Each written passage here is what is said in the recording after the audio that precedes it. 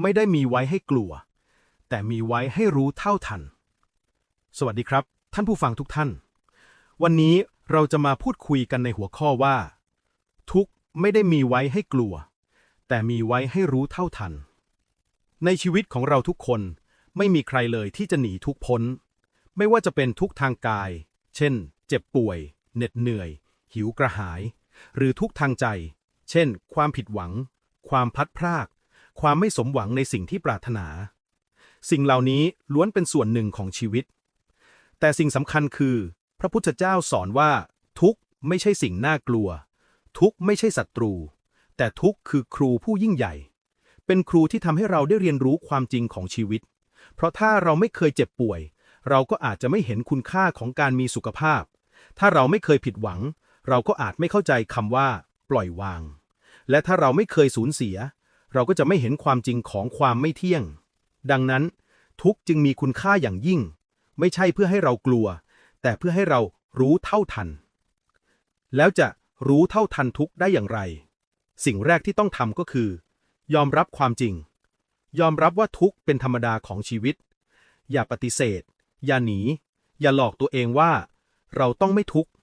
เพราะความจริงคือทุกคนมีทุกข์เพียงแต่ต่างกันที่รูปแบบและระดับเท่านั้นเมื่อยอมรับแล้วขั้นต่อไปคือสังเกตและรู้ทันเวลาทุกข์เกิดขึ้นลองหันกลับมาดูที่ใจเราถามตัวเองว่าตอนนี้ใจกำลังทุกข์เรื่องอะไรบางครั้งเราอาจพบว่าเราไม่ได้ทุกข์เพราะสิ่งที่เกิดขึ้นจริงๆแต่เราทุกข์เพราะความคิดความคาดหวังความยึดมั่นในใจเรานั่นเองตัวอย่างง่ายๆสมมุติว่าเราซื้อของมาแล้วของชิ้นนั้นเสียหายถ้าเราไม่รู้เท่าทันใจก็จะโกรธหงุดหงิดด่าทอแต่ถ้าเราหยุดดูใจจะเห็นว่าสิ่งที่เสียไปแล้วเราแก้ไขไม่ได้ความทุกข์ที่เกิดขึ้นจริงๆแล้วไม่ใช่เพราะของพังแต่เป็นเพราะใจไม่ยอมรับความจริงถ้าเราขาดสติรู้ไม่เท่าทันเราจะคิดวนเรื่องเดิมๆใจก็จะจมอยู่กับความทุกข์ถ้าเรามีสติรู้เท่าทันความคิดจะหยุดการรู้เท่าทัน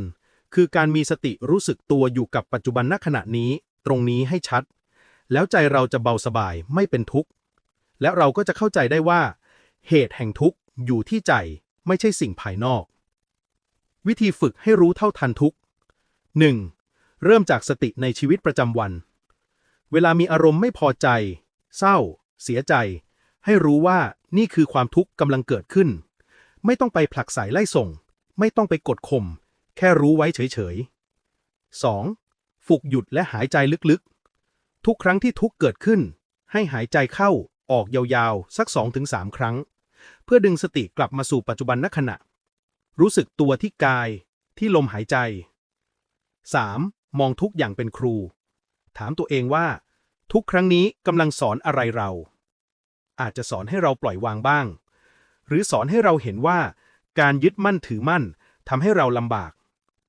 4. ค่อยๆปล่อยวางเมื่อเห็นแล้วว่าต้นตอของทุกข์คือความยึดมั่นก็หัดปล่อยทีละน้อยเช่นลดการคาดหวังลดการบังคับควบคุมสิ่งที่เราเปลี่ยนไม่ได้สรุปแล้ว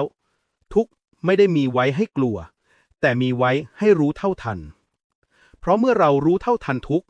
เราก็จะไม่ถูกทุกข์ครอบงำทุกข์จะกลายเป็นครูที่คอยเตือนสติทำให้เราเห็นความจริงของชีวิตว่าทุกสิ่งไม่เที่ยงและนำเราไปสู่ความมีปัญญาและความสงบเย็นในใจดังนั้นตั้งแต่วันนี้ไปอย่าหนีทุกข์อย่าเกลียดทุกข์แต่จงใช้ทุกข์เป็นบทเรียนให้ทุกข์เป็นทางนำเราไปสู่ความพ้นทุกข์ขอให้ทุกท่านมีสติรู้เท่าทันและใช้ทุกข์เป็นครูสอนใจเพื่อก้าวไปสู่ความสงบที่แท้จริงขอให้ทุกท่านเจริญในธรรมสาธุ